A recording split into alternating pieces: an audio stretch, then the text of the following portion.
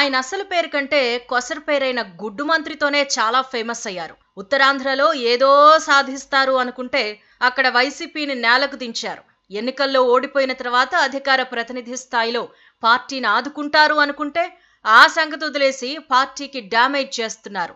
ఏదో మాట్లాడేసి పార్టీని ఇరకాటంలో పడేస్తున్నారు. ఆయనే మాజీ మంత్రి గుడివాడ అమర్నాథ్. ఏం మాట్లాడతారో ఆయనకే తెలీదు. ఒక మంత్రి స్థాయి అధికారి ఎలా మాట్లాడకూడదో తెలుసుకోవాలి అంటే గుడివాడ అమర్నాథ్ను చూడాల్సిందే. వైసీపీ పాలనలో ఆయన ఏం చేశారోనని ఆలోచిస్తే ఆ పనులు జనానికి అర్థమైతే ఒట్టు అన్నట్టుగా ఉంటుంది.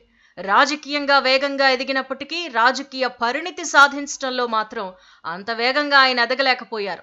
జగన్ను చూసినప్పుడల్లా మైమరిచిపోవడం మినహా ఆయన చేసింది ఏమీ లేదు. పరిశ్రమల మంత్రిగా ఆయన తెచ్చిన పరిశ్రమ ఒక్కటీ లేదు. పైగా ఉన్న పరిశ్రమలను ఆయన వెళ్లగొట్టి చేతులు దులుపుకున్నారు అన్న అపవాదు కూడా మూటగట్టుకున్నారు. ఇప్పుడేమో పిచ్చి పిచ్చిగా మాట్లాడుతున్నారు. మంత్రిగా పాజిటివ్ అభిప్రాయం కంటే సోషల్ మీడియాలో ఆయనకు నెగిటివ్ టాక్ ఎక్కువగా విస్తరించింది. కింది స్థాయి నుంచి ఎదిగిన క్షేత్రస్థాయి పరిస్థితులు ఆయనకు తెలియవన్న ఫీలింగ్ వచ్చేసింది. ఇప్పుడు ఆయన లూజ్ టాక్ కారణంగా జనంలో బాగా పలచనైపోతున్నారు. ఒకప్పుడు తెలుగుదేశం పార్టీలో ఉన్న అమర్నాథ్ గ్రేటర్ విశాఖ కార్పొరేటర్గా మాత్రమే అందరికీ తెలుసు. వైసీపీలోకి వచ్చి ఎమ్మెల్యే అయ్యారు. మంత్రి పదవి దక్కించుకుని యమజాతకుడు అనిపించుకున్నారు. జగన్ దగ్గర మంచి పేరు కొట్టేశారు. అయితే ఆయనకు తెలిసింది శూన్యం అన్న టాక్ చాలా రోజులుగానే ఉంది. దాంతో తెగ ట్రోల్ అవుతూ ఉంటారు.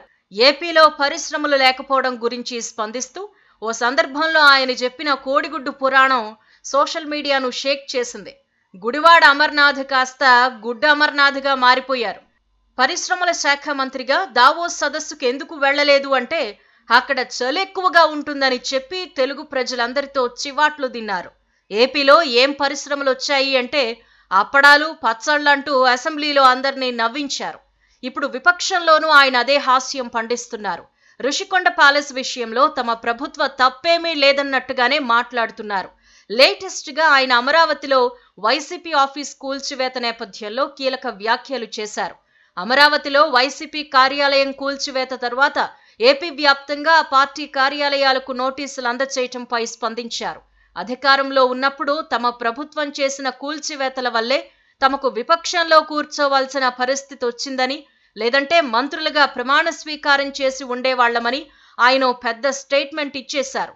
ఆ ఒక్క మాటతో జనమంతా త్రివిక్రమ్ శ్రీనివాస్ తరహాలో జేబులో చేతులు పెట్టుకుని వెళ్లిపోయే పరిస్థితి వచ్చింది.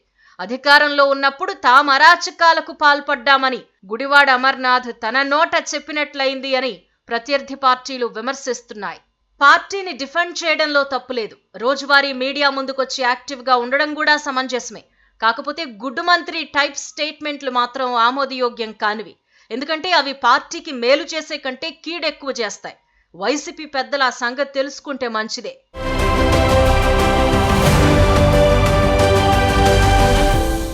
Please do subscribe to. Please do subscribe to. Please do subscribe to. Please do subscribe to. Please do subscribe to. Please do subscribe to KTV Telugu. KTV Telugu. KTV Telugu. KTV Telugu. To KTV Telugu. KTV Telugu. Please do subscribe to KTV Telugu.